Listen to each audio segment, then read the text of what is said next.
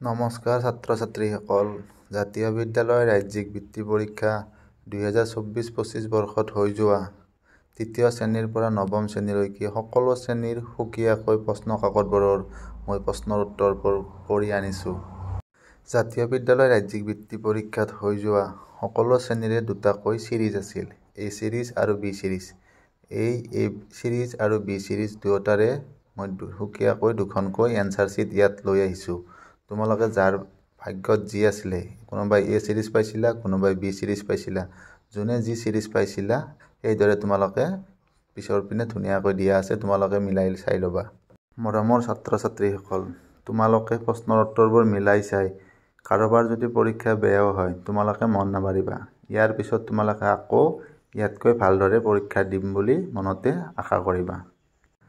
এতিয়া দেৰি নকৰোঁ, তোমালোকে নিজৰ নিজৰ ছিৰিজ মিলাই প্ৰশ্নৰ উত্তৰবোৰ মিলাই চোৱা।